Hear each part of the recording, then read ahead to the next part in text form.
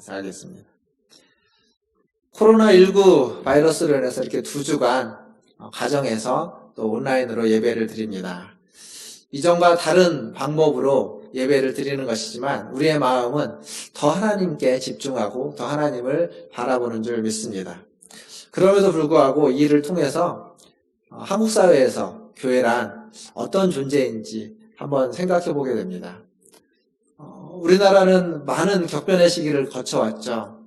일제 식민지를 지나고 또 6.25 전쟁을 거치고 또 전쟁의 폐허를 딛고 일어서서 경제성장, 기적과 같은 경제성장을 이루어냈습니다. 그래서 지금은 세계 어느 나라보다 최첨단의 어떤 사회와 환경에서 지내고 있습니다. 그렇지만 동시에 많은 부작용도 있었습니다. 빠른 성장으로 인해서 빈부의 격차가 OECD 국가 중에 거의 최고에 달하는 그런 수준입니다. 뿐만 아니라 사회 곳곳에 아직 성숙하지 못한, 다져지지 못한 부분이 있고 정치나 또 이런 언론이나 이런 부분은 미성숙한 부분이라고 이야기하고 있습니다. 교회도 마찬가지입니다. 교회도 경제성장의 시기에 함께 성장해 왔고 부흥해 왔습니다. 그러나 교회도 너무 빠른 성장과 부흥으로 인해서 성숙하지 못한 면이 교회 안에도 곳곳에 있습니다. 사실 한국 사회에서 기독교는 외래 종교입니다. 들어온 지도 그렇게 오래된 종교가 아니죠. 그렇지만 선교사들이 가지고 온 종교는 아니죠. 우리나라 사람들이 외국에 나가서 믿고 직접 가지고 온 종교입니다. 그러나 지금은 외래 종교라고 느껴지지 않습니다. 왜냐하면 한국 사회의 어느 한 부분을 구성하고 있고 한국 사회에 많은 영향력들을 끼치고 있기 때문에 우리 사회의 한 구성 요소가 틀림없습니다. 그런데 이전과 좀 달라진 게 있습니다. 이전에는 교회를 다닌다는 것, 기독교인이라는 게 나름 자부심을 주었을 때가 있습니다. 사람들에게 그것을 이야기하고 교회 직분 또 교회를 가자고 하는 것이 사람들에게 좋은 것을 제공해주고 권면을 하는 것이 자부심을 주는 것이 있었지만 지금은 이렇게 표현하면 어떨지 모르겠지만 상식적이고 합리적인 현대인들이 보기에 교회를 간다는 건 그렇게 합리적이지 않아 보입니다. 교회는 너무 보수적이고 너무 완고하고 너무 권위적입니다. 예전에 경제성장기에는 교회를 가는 것이 그의 사업과 경제적으로 도움이 됐지만 지금은 걸림돌이 되는 것처럼 느껴지는 시대를 우리는 살고 있습니다. 뿐만 아니라 사회에, 한국 사회에 비춰지는 교회의 모습, 목회자의 모습은 교회의 갈등들, 분쟁들, 또 교회의 목회자의 타락에 대한 이야기들이 많이 들려집니다. 뿐만 아니라 최근에는 교회가 너무 정치 집단화되는 건 아닐까라는 우려도 갖게 만듭니다. 더불어서 이 코로나19 사태로 사회적으로 이슈가 된 신천지 같은 이단의 문제도 우리 교회가 심각하게 생각해야 되는 문제입니다. 사실 우리 입장에서는 교회와 이단을 구분하고 있습니다. 우리는 신천지가 아니기 때문에 교회와 이단을 확실히 구분하지만 그러나 사회에서 볼 때는 믿지 않는 사람들을 볼 때는 교회와 이단, 신천지가 그렇게 구분되지 않습니다. 다 같은 종교단체이고 다 같은 종교를 믿는 사람들로 보입니다. 그래서 가슴 아픈 일이지만 이러한 모습들이 교회를 다니는 것을 자랑스럽게 여기지 못하고 부끄럽게 여기는 모습으로 우리에게 비춰지고 있습니다. 특히나 젊은 사람들, 30, 40대와 우리 청년들에게 있어서는 교회가 그렇게 신앙을 갖고 교회를 다닌다는 게 자랑스러운 것이 되지 못하고 숨기고 부끄러운 것이 되는 시대에 살고 있습니다. 그래서 저는 오늘 도대체 교회란 무엇인지, 교회는 왜 존재해야만 하는지에 대해서 좀 같이 말씀을 생각해 보려고 합니다. 우리가 잘 아는 거 있습니다. 교회는 건물이 아니라 사람들이다라고 우리는 배워서 익히 알고 있습니다. 하나님의 자녀로 하나님의 백성으로 부름받은 사람들의 모임이 교회다라고 알고 있죠. 즉 교회는 어떤 조직이나 제도가 아니라 부활하신 예수 그리스도를 믿고 따르는 사람들의 모임입니다. 주님이 그런 말씀을 하셨죠. 2-3사람이 내 이름으로 모인 곳에 나도 너희와 함께 하겠다. 즉 2-3사람만 주님의 이름으로 모여 있으면 그곳이 교회다라는 이야기입니다. 그렇게 놓고 보면 우리가 문화촌 제일교회에서 2주 동안 예배를 못 드리는 것이 아니라 이전에는 문화촌 제일교회라는 한 공간에서 우리가 예배를 드렸다면 지금은 수많은 각 가정에서 더 많은 문화촌 제일교회가 예배를 드리는 시간을 우리는 경험하고 있습니다.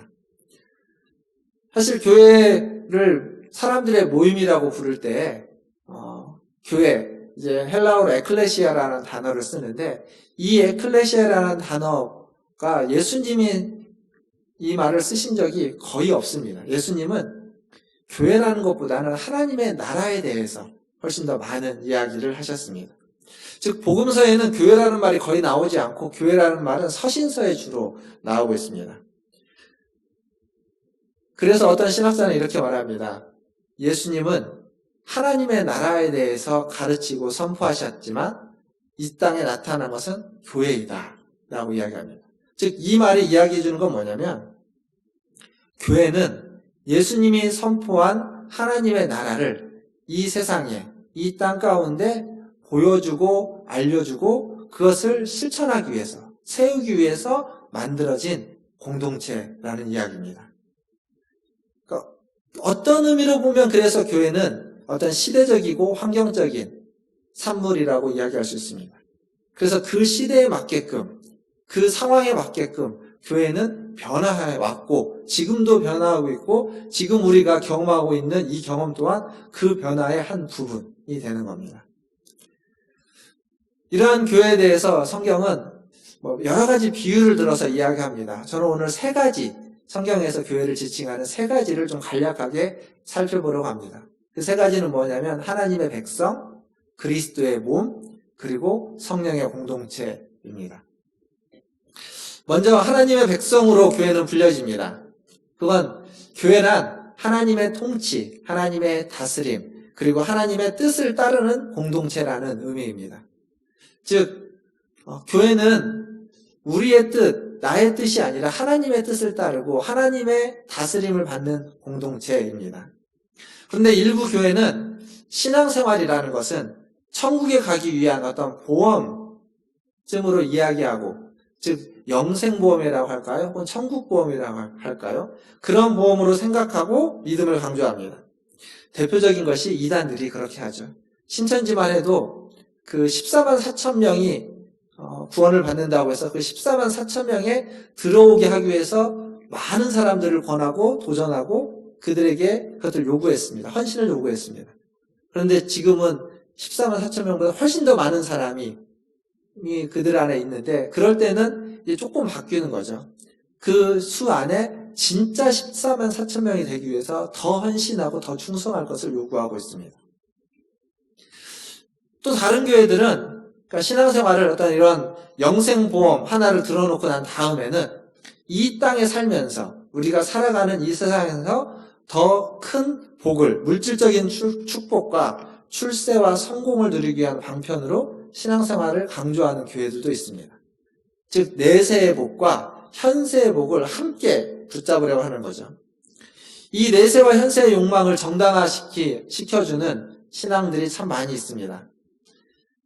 뭐 하느냐면 물질적인 축복과 이 세상에서 성공하고 성장하는 건, 성공하는 건 우리의 신앙의 순수성과 신앙의 열심과 관계에 있다라고 연결시켜주는 겁니다. 이게 굉장히 위험한 생각입니다. 그러니까 물질적인 축복과 성공이 신앙이 얼마나 크고 믿음이 얼마나 크고 믿음이 얼마나 순수하느냐에 따라서 결정된다는 겁니다. 즉 다른 말로 바꾸면 내 믿음이 크고 신앙이 순수하면 그렇다면 물질적인 축복이 있고 사회적인 성공이 우리에게 있다라고 생각하게 만드는 거죠. 차라리 이 둘을 연결시키지 않고 물질적인 축복과 성공이 어떤 윤리적이고 도덕적인 삶과 연결시켰다면 더 나았을지도 모르겠습니다. 그러나 신앙의 크기와 순수성과 축복을 연결시켜 버리는 바람에 순수하게 비윤리적인 삶을 가능하게 만들어 버렸습니다. 이게 무슨 얘기냐면 교회에서 어떻게 가르친 거냐면 비윤리적이어도 나쁜 일을 해도 사람들에게 해를 입혀도 나의 순수성만 있으면 내 믿음의 크기가 크면 그걸 통해서도 성공을 이루게 되고 성공하면 그 모든 것이 다 용납되어 버리는 그러한 길을 열어놓고 만 겁니다. 지금 코로나19로 그 코로나19 사태가 이제 신천지 때문에 굉장히 어려움을 겪고 있습니다. 그런데 이 신천지와 입장을 좀 바꿔놓고 생각해 보면 신천지 교인들에게 있어서 우리가 가장 안 좋게 얘기하는 것이 거짓말하고 숨는 거죠. 그런데 신천지 교인들의 입장에서 보면 자신들을 드러내지 않고 거짓말하고 숨는 건 그들의 신앙에 있어서 신앙의 순수함과 헌신입니다. 그들의 신앙의 기본이 그것을 이야기하고 있습니다. 자신들의 종교를 위해서라면 거짓말이 아니라고, 속이는 것이 아니다라고, 그것은 괜찮은 거다라고 그들은 배워왔고 그것을 그대로 실천하고 따르고 있습니다. 그들의 교리에 따라서 순종하고 그 지침을 따르는 겁니다. 근데 그게 지금 우리가 보기에 얼마나 비윤리적이고 얼마나 많은 사람들에게 해를 입히고 있는지 모릅니다.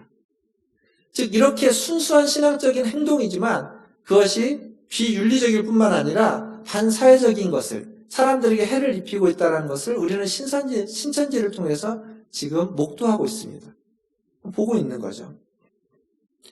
근데 사실 이러한 모습은 어쩌면 교회가 원조라고 이야기할 수 있습니다. 아프지만, 뼈아픈 이야기지만 우리는 그렇게 잊지 말아야만 합니다. 신학적으로는 번영신학과 기복주의가 우리의 교회에 들어왔고, 그리고 경제성장과 경제개발과 성장 이데올로기가 합세하면서 교회는 하나님의 백성임에도 불구하고 이 성장과 어떤 성공의 이데올로기의 포로가 되어서 무엇이든 관계없는, 무엇이든 상관없는 성장과 성공, 그 하나님의 축복이라고 이야기하는 성장과 성공만 이룬다면 괜찮다라고 생각하고 말았습니다. 그러나 그렇지 않다는 거죠. 하나님의 교회는 하나님의 백성입니다. 저와 여러분, 우리는 하나님의 교회이고 하나님의 백성입니다. 비윤리적이고 반사회적인 교회의 민낯을 직시하고 사회에 해를 입히는 사람들이 아니라 하나님의 백성으로 하나님의 뜻을 가지고 살아가는 공동체, 그리고 하나님의 나라를 위할 뿐만 아니라 하나님의 사람들과 사회에 빛이 되고 소금이 되는 사람으로 살아가는 하나님의 백성이라는 사실을 꼭 기억하시기를 주님의 이름으로 축원드립니다. 두 번째로 교회는 그리스도의 몸입니다. 고린도전서에 보면 교회를 하나님의 밭, 하나님의 집, 그리고 하나님의 성전으로 비유합니다. 그러나 그러한 비유들도 다 좋지만 그리스도의 몸이다라고 하는 이 비유가 가장 탁월한 비유라고 말할 수 있습니다. 그리스도 예수님은 이 땅에 오셔서 하나님의 나라를 선포하시고 하나님의 다스림을 보여주었습니다. 그 예수님 때문에 많은 가치와 많은 기준이 바뀌었습니다. 그러니까 예수님이 사람을 부를 때, 예수님의 동역자들, 하나님의 동역자들, 제자들을 부를 때 탁월하고 지혜로운 엘리트들을 부른 것이 아니라 어부들, 그리고 혈기가 많은 사람들에게 손가락질을 받고 있는 세리들, 열심당원들, 즉 그 시대의 핵심이 아닌 그 시대의 아웃사이더에 있는 주변부에 있는 사람들을 불렀습니다. 사람들에게 인정받지 못하고 있는 사람들을 불러서 하나님의 나라의 일꾼으로 삼으셨습니다. 마가복음 1장, 2장에 보시면 지난 이제 주중에 말씀 묵상했던 본문에 많이 나오는데 예수님은 항상 그 사회의 주변부에 있는 사람들의 편에 섰습니다. 세리와 죄인들, 그들과 함께 앉으셔서 식사를 하셨고, 그리고 나병 환자, 사람들이 격리시키고 배제했던 나병 환자의 몸에 손을 얹으면서 그를 치유했습니다. 중풍병자를, 그리고 손 마른 사람을 치유했습니다. 귀신을 쫓아냈습니다. 뿐만 아니라 여인들과 함께 했고, 그리고 매춘의 여인들과 함께 하면서 그들을 위하셨습니다. 즉 이들 모두가 다 사회에서 주변부로 밀려난 사람들입니다. 경건한 유대인들은, 경건한 이스라엘 사람들은 이들과 함께 하지 않았습니다. 이들과 멀리 했고 이들과 거리를 두면서 자신들의 경건함을 지키려고 했습니다. 그러나 예수님은 그들과 함께 하시면서 그들을 부르고 모으시고 그들을 만지시고 그들을 회복시켜서 공동체 안으로 함께 그들을 불러 모으셨습니다. 즉 다른 말을 바꾸면 그들을 그리스도의 자신의 몸으로, 자신의 한 지체로 부르셨다는 겁니다. 하나님의 나라, 거룩한 나라에 어울려 보이지 않는 사람들이지만 예수님은 그들을 부르셔서 그들을 회복시키셔서 그들을 하나님의 나라의 백성으로 그리스도의 몸의 일부가 되게 했습니다. 즉 예수님이 선포한 하나님의 나라는 바로 그런 사람들, 그런 회복을 경험한 사람들의 나라였다라는 사실입니다. 이러한 나라를 보여주기 위해서 이 땅에 탄생한 것이 교회라는 겁니다. 그리스도의 몸, 그러한 하나님의 나라를 보여주기 위한 겁니다. 예수님의 가르침은 그렇게 길지 않았습니다. 그의 인생은 30여 년이지만 가르침은 한 3년여 년밖에 되지 않습니다.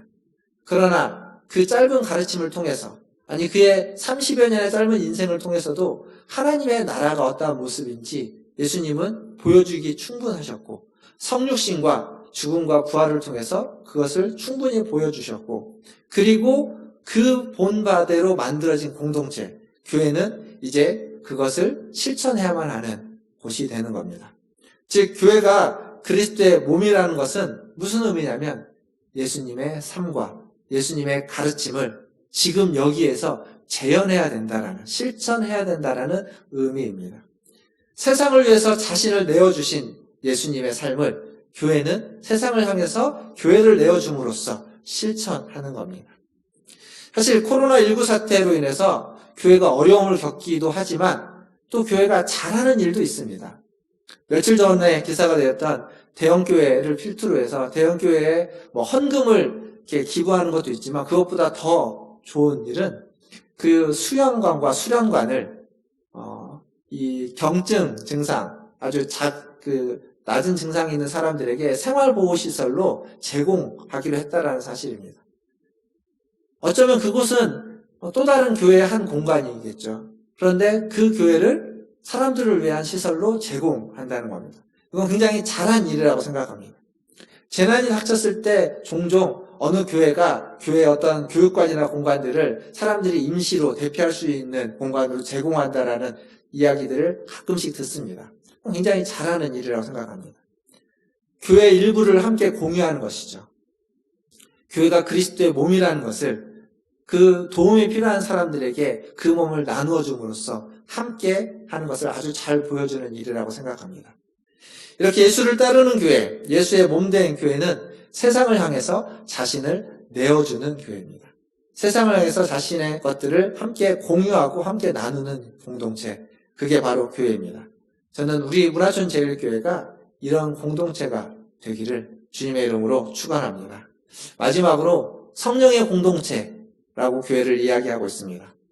즉 교회는 그냥 교제하고 친교하는 모임이 아니라는 얘기입니다. 그냥 단순히 신앙생활을, 자신의 종교심을 유지하기 위해서 모이는 어떤 사상과 이념과 가치의 공동체를 뛰어넘어서 하나님의 영이 활동하고 하나님의 영이 운행하는 성령 공동체라는 사실입니다. 앞에서 이야기했지만 두세 사람이 내 이름으로 모이는 곳에 나도 너희와 함께 하겠다라고 할 때 그 주체는 성령님이십니다. 즉 성령님이 계신다면 2명이 모였든 3명이 모였든 그곳은 교회이고, 그리고 성령님은 우리 안에 있기에, 내 안에 성령님이 계시기에 내가 또한 교회인 겁니다. 그래서 혼자 지금 예배를 드리고 있는 분도 교회로서 하나님을 예배하고 있는 것이고, 가정에서 2분이서 3분이서 모여서 예배를 드리고 있는 분도 지금 교회로서 하나님을 예배하고 있다는 사실을 기억하시면서 하나님을 더욱 바라보시기를 바라겠습니다.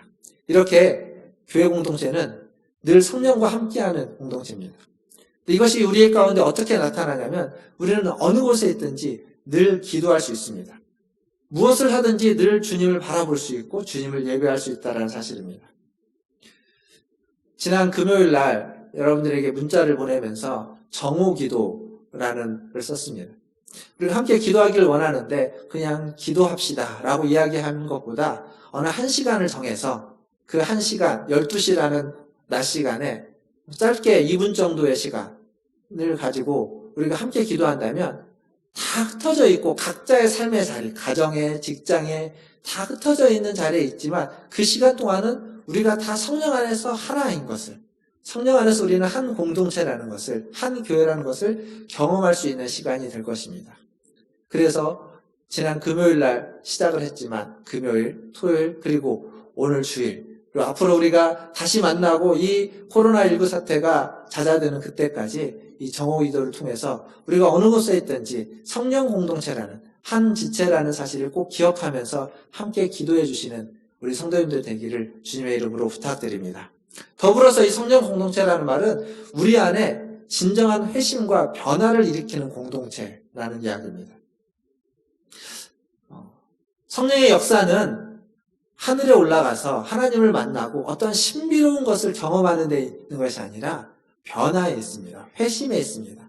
영적인 회심, 그리고 인격적인 회심, 그걸 통해서 성숙과 성장으로의 변화, 이것이 성령의 역사입니다. 성령의 역사가 있는 우리 문화촌 제일교회가 되기를 주님의 이름으로 축원드립니다. 말씀을 좀 정리하겠습니다. 교회는 하나님의 백성, 그리스도의 몸, 그리고 성령의 공동체라고 말씀드렸습니다. 그러나 하나님의 백성으로서, 그리스도의 몸으로서 성령의 공동체로서 교회는 완벽하지는 않습니다. 지금 우리가 몸담고 있고 보고 있고 알고 있는 교회는 그렇게 완벽한 교회는 아닙니다. 그러나 완벽하지 못하다고 해서 교회를 포기할 수는 없습니다. 가족 구성원이 완벽하지 못하다고 해서, 내 마음에 맞지 않다고 해서 가족 제도를 버리거나 가정을 깰 수는 없는 겁니다. 완벽하지 못하지만 우리는 그것을 지켜가야만 합니다. 교회를 지킨다고 해서 교회를 보존하고 교회를 성숙하고 성장시키는 것만이 목적이 아닙니다. 교회는 하나님의 나라를 이 땅에 세우기 위한 도구로서 존재해야만 합니다. 하나님의 나라를 세우는 데 있어서 교회는 모여야 하기도 하고 때로는 흩어져야만 하기도 합니다. 우리가 매주 모이는 공동체였다면 지난 2주간은 흩어지는 공동체로 교회의 사명을 다하고 있어야만 하는 겁니다. 흩어져서 사명을 다하기 위해서 모여서 예배도 드리고 모여서 공부도 하고 교육도 하고 교제도 하고 친교도 하고 함께 기도도 하는 겁니다. 기도하고 친교하고 예배드리는 건 흩어져서 하나님의 나라를 구현하고 실천하고 보여주기 위해서라는 사실을 우리는 잊지 말아야만 합니다. 사실 교회에 대한 어떤 노골적인 반감과 비난은 그리스도인의 한 사람으로서 마음이 아픈 이야기입니다. 그러나 그런 비난을 통해서 우리는 우리 자신을 성찰해보고 그걸 계기로서 도약과 성숙의 발판으로 삼으면 됩니다. 그런 말이 있죠. 소 잃고 외양간 고친다. 소를 잃었지만, 비난을 받았지만 외양간을 고친다면 그 비난은 우리에게 약이 되고 우리에게 기회가 되는 발판이 됩니다. 문제는 소를 잃었는데 외양간을 고치지 않았을 때일 겁니다. 필립 얀시가 교회 나의 고민 나의 사랑이라는 책의 맨 마지막에 썼던 이야기를 통해서 오늘 말씀을 마치려고 합니다. 미국의 한 시골 고등학교에서 있었던 일입니다. 한 시골 고등학교에서 오케스트라를 만들어서 오케스트라 연주회를 합니다. 근데 그들이 연습했던 곡이 베토벤의 운명교향곡, 9번 운명교향곡을 그들이 연습을 하고 아주 열심히 연습을 했겠죠. 그리고 드디어 이제 발표회를 합니다. 오케스트라 연주회를 하는 날입니다. 마을 사람들을 초대하고 학부모들을 초대하고 그들은 다 멋진 옷을 차려입고 깨끗한 옷을 차려입고 그곳에 모입니다. 연주자들은 악기에 튜닝을 하고 심호흡을 하고 드디어 연주를 시작하게 됩니다. 그런데 연주가 시작하고 얼마 지나지 않아 사람들은 얼굴이 그렇게 좋지 않습니다. 왜냐하면 연주를 너무 못하기 때문입니다. 어떤 사람들은 그렇게 얘기합니다. 왜 저렇게 어려운 곡을 해가지고 아이들을 고생시키냐고. 그만하면 좋겠다고. 베토벤이 무덤에서 이 노래를 들었다면 벌떡 일어날 거다고. 사람들은 그렇게 이야기합니다. 근데 그 이야기에 그것을 준비하고 그것을 주도했던 파머라는 목사님의 말을 통해서 필립 얀시는 이런 이야기를 합니다. 우리는 학생들에게 완벽을 바라지 않았습니다. 내가 하고 싶은 말은 이렇습니다. 객석에 앉은 청중들 중에는 그 학생들의 연주를 통해서야 베토벤의 저 위대한 9번 교향곡을 처음 접하는 사람들이 있습니다. 완벽과는 거리가 멀지만 그 청중들이 그래도 베토벤의 메시지를 들을 수 있는 길은 그 학생들의 그 연주뿐입니다. 이게 교회입니다. 교회가 완벽하진 않습니다. 문제도 있고 잘못하는 것도 있고 어리석을 때도 있습니다. 그러나 교회를 통해서만 이 땅에 보여줄 수 있고 드러낼 수 있는 것이 있습니다. 그게 하나님의 나라이겠죠. 비록 완벽하지는 못하지만 우리를 통해서만 하나님의 나라를 이 세상 가운데 우리는 보여줄 수 있다는 겁니다. 이렇게 개인으로서 또 공동체로서 하나님의 나라를 땅 가운데 보여주는 저와 여러분, 우리 문화전지일교 모든 성도들이 되기를 주님의 이름으로 축원드립니다. 기도하겠습니다.